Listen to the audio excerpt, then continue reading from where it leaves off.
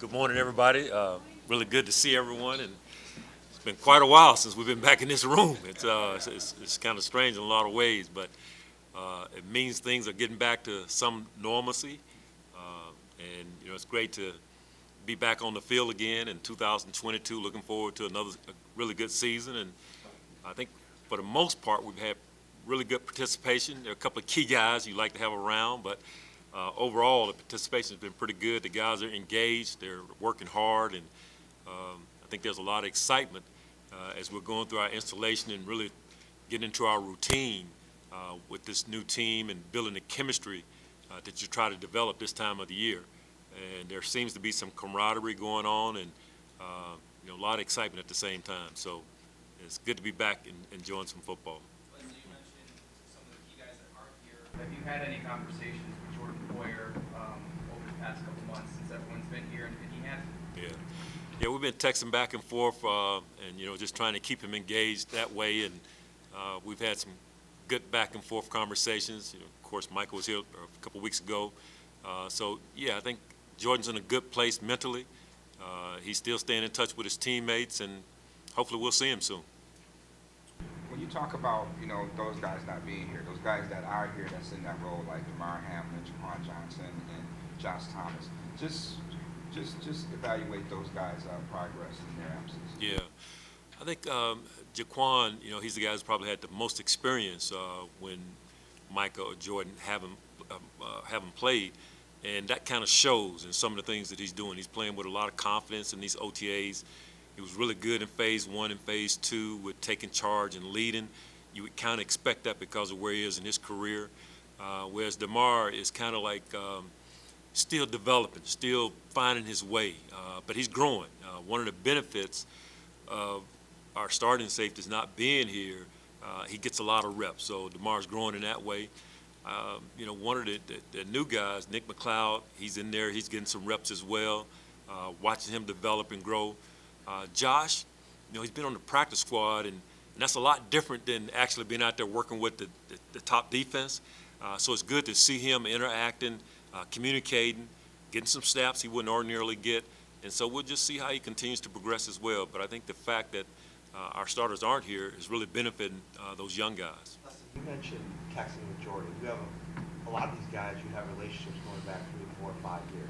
Obviously, with the way the season ended last year, what has the last few months been like for a defense that was number one last year to have it end the way that it did? What's that been like, and what are those conversations been like? I think for all the guys in our end of the season meeting, we didn't want to forget a lot of the good things we did on defense, and just tried to encourage the guys as much as I could, and the rest of our staff as they went their we all went our separate ways. And it's just good to be back now, getting ready for another season. You have no idea, from season to season what it's going to be like, but the enthusiasm and the excitement that the guys have gives you hope. But everybody's like, moving forward, looking forward, and that's where you want to be in our league. Coach Brandon touched on this earlier, just with respect to Kaiir. His strength is press. Like, at least that was what we had all heard when you guys drafted him. He can't do that right now. So how has he handled not being able to lean on something he's comfortable with through these first few weeks?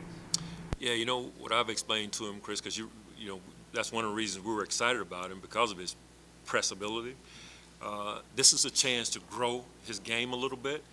These OTAs where the rules are a little bit different, so he gets a chance to learn how to play more off, which he didn't do a lot of at Florida, and be able to grow in that area. So we're seeing it as a positive, because there are going to be some times in our system where he's not always lined up at the line of scrimmage. You got to be able to play some off coverage. So this is a chance for him to develop in that area. So what is the key for him there? Is it getting his feet right, like sharpened up, I guess, for lack of a better term? It's about feet now, isn't it? Like that, along with where are my eyes? Am I playing my leverage? Where's my help at? All of that is kind of intertwined. So it can be a real positive for what we're trying to get accomplished. Because as I mentioned, there are going to be times where he's going to be able to need to play off coverage, and this time of the year kind of helps him to develop in that area. Your defensive line has turned over more than any other position group this offseason. I I know there are some familiar faces that are back in the fold now, but Yeah. what is your process in working that blend when it turns over as much as it has this offseason? Yeah, so much of it for at least this time of the year in OTAs, and even in phase one, phase two, for the lineman is the mental part. You really can't work as hard as you would like on the physical on the field, other than our individual periods, because the competitive part of it is kind of reduced because you're trying to avoid, the live contact without pads on. So for us, it's about building some camaraderie with our players as coaches, and for them to kind of interact with one another and get to know each other a little bit and develop some trust, but also introducing them to the way we do things. And I think Eric Washington and Marcus West are doing a really good job of laying a foundation fundamentally for the guys that are here, because, as you mentioned, there's been a lot of turnover at the position. So we really had to go back to the drawing board when it came to introducing them to how we do things on defense. And I think the guys have kind of grasped that, and they're growing through the process. But it's a process, and there's a lot more to come, and training camp will be a big part of our progression and how well we end up becoming as the year goes on. Evaluating Congrats on your decision. Just what did you think about his age and his where he is in his career and his longevity? Which player? Von Miller. Yeah. So, really excited about Von being here. We're excited when he signed with us and wanted to be a Buffalo Bill. He shows that he still has flashes to be able to be a premier pass rusher, as we watched him in practice, and we saw it on tape at the end of their season when he played, even in the Super Bowl, in their playoff stretch. He really gave them a lot down the stretch. So we think there's still a lot left in the tank. He's a Hall of Fame caliber player for sure, and we're looking forward to him helping our pass rush and helping our defense overall. How valuable was the experience for Dane Jackson at the end of last year after Tre'Davious got hurt? I think tremendously valuable. He played a lot of snaps for us and played, very well. Really held his own. The moments never seemed too big for him. One of the best tackling corners, young corners, I think that's in the league. But that experience is kind of showing up this offseason in our OTAs. The confidence that he's playing with, his grasp of the system and understanding what we're trying to get accomplished. And you can see how he's interacting with Kaiir and just encouraging him and helping him to grow as we go. And I think that comes back from what he experienced down the stretch with us last season, having to play as much as he did, gaining the confidence that he did to be able to impart some of that information on a young player. So I think it was very valuable. Knowing that, depth at cornerback, depending on how quickly Trey is ready, Cam Lewis is a guy that's kind of bounced between the practice squad and the active roster for you. What kind of a step have you seen him take this offseason?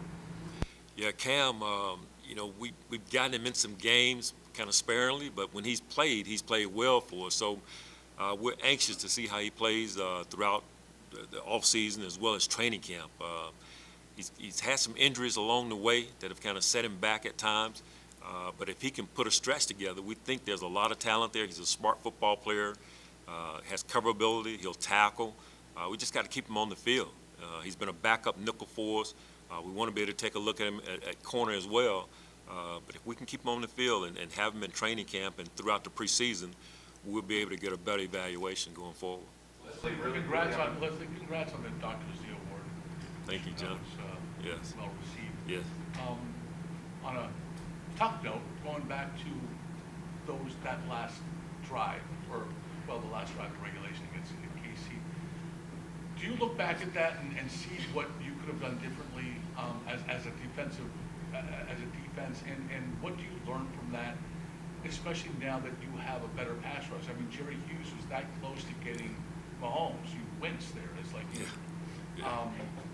what do you learn, and what may, in hindsight, what might have you done differently, I guess? Well, you always want to be learning, John. That's the key to progressing in our league and growing. And that's off season is a part of that. Every off season, myself, the coaches, the players, you're trying to grow, you're trying to learn, you're looking back, you're looking forward, And there are definitely some things that we could have done different in that situation. And if we are ever presented with it again, hopefully we'll handle it better. I think we will. But you learn. I mean, that's what you have to be able to do. I mean, it's it could be something that could propel us to great things going forward, and you just got to learn from the situation. We haven't seen too much of London on the left and right side before he got to LA last year. So in your estimation, where do you see him as the most effective runner? Yeah, I think it'll be, we've had this discussion, a little bit of what you saw in Los Angeles with him, playing some left and right, because, we see a place for Greg Rousseau, who had a really good rookie season for us, and same thing for A.J. Epinesa, Carlos Basham. We have some things in mind for those guys, and Vaughn has proven that he can be effective at both left and right. And there are certain situations where we definitely want to have him line up in a specific spot, and some of it will be based on who we're going against, how we see their offensive line or the strengths and weaknesses of their offensive line. But the flexibility he gives us allows us to really utilize some of our young talent in a positive way. So I don't think we're going to pigeonhole Vaughn and say you're going to be left or you're going to be right. We're going to use the flexibility that he's displayed to help us be successful. Along the same lines, Greg was left side only last year. So is that something that's going to shift moving forward? I think it will. I think he'll play some left and he'll play some right as well, but primarily left. But yeah, I mean, that's one of the things that Vaughn gives us, that ability to be able to move people around and find matchups, and that's what we want to be able to take advantage of this season. Honestly, a lot higher percentages in Denver than you typically, whatever, do on your line. I mean, Jerry is at 56, 58%. I mean, do you envision,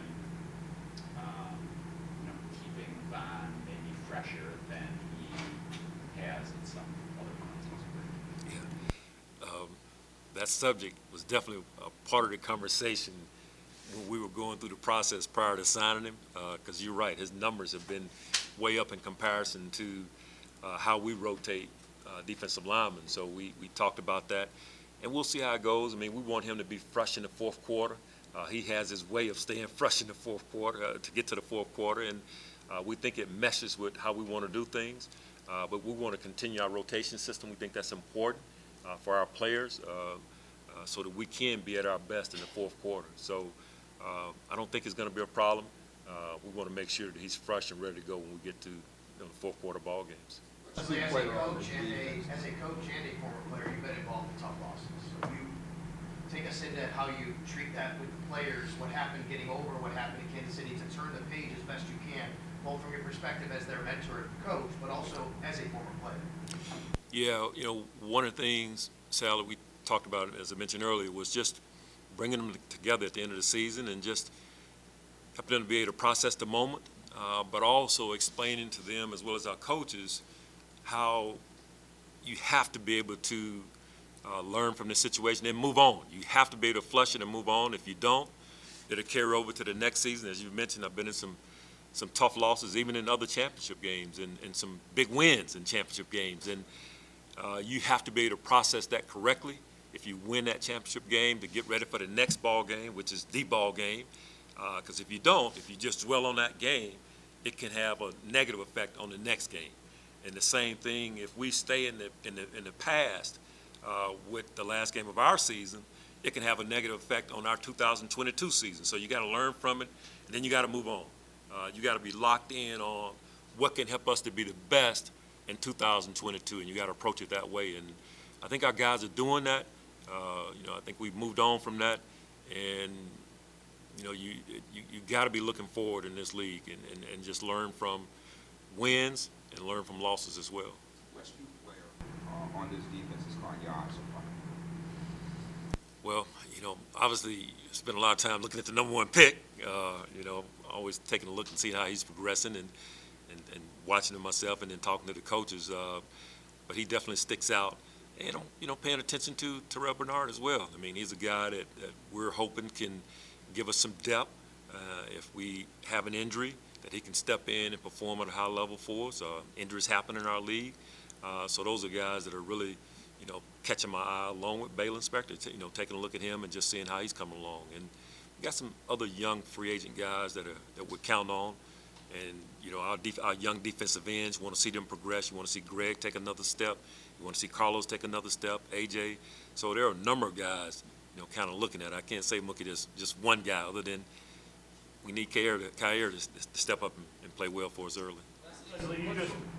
Sorry, what sort of conversations have you maybe had with Tremaine as he's entering the final year of his contract? We ask you all the time about him. He seems to be a bit of a lightning rod. Is the contract at all been on his mind, and have you tried to ease that in any way? Yeah, I think in all of our conversations, it's all about just being himself and playing at a high level like he always does, and not focusing on the contract part of it, but just going out and controlling what you can control. And that's the best advice that I can give him. He's been a tremendous player for us. He makes a lot of plays. He leads our defense, and you just have to be able to block out the noise and go out and play the way he's capable of playing, and everything will fall into place. And that's my advice: just control what you can control. What do you feel is the next step for him? He's made multiple Pro Bowls, but everyone can get better. Yeah, I think and he knows this. You want more splash plays. You want those big plays in ball games. That play he made against the Texans, the interception he came up with, that was a huge play in that ball game. It really helped propel us along the way to a really good performance. And more plays like that. And if we get that, that'll help take us to another level as a defense. He's capable. He's shown that. But more splash plays probably.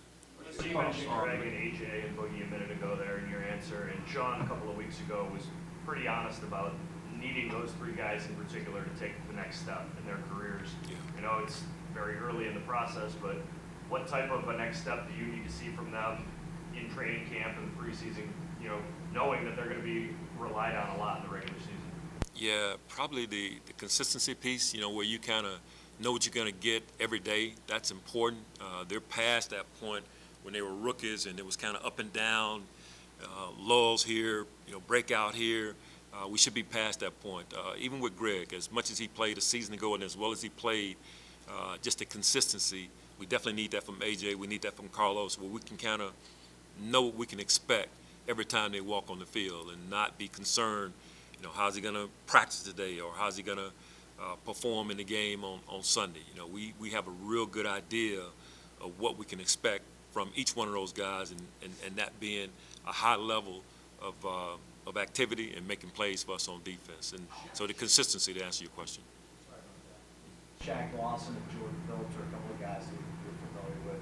Yes. Bring back to the fold. What have you seen from them, so far? Yeah, really excited to have both of them back.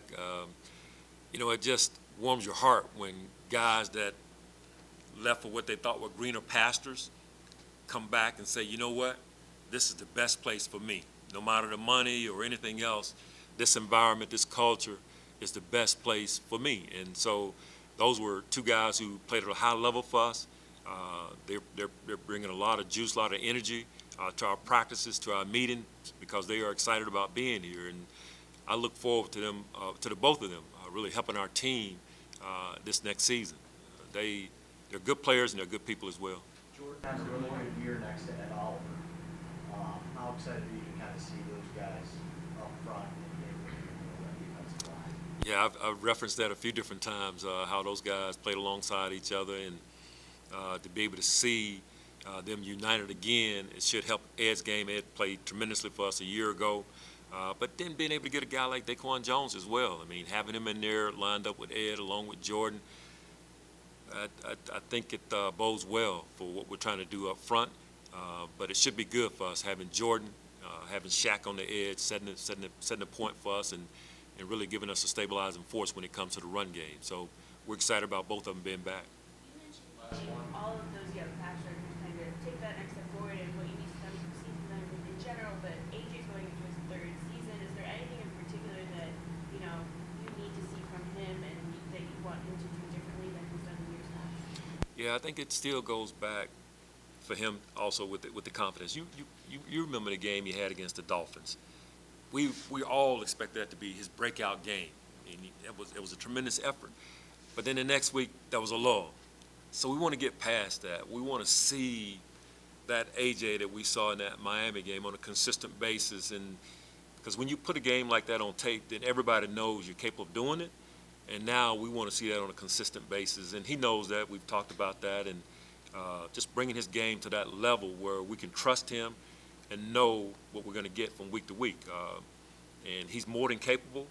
He just has to see himself that way and play with that type of confidence week in and week out.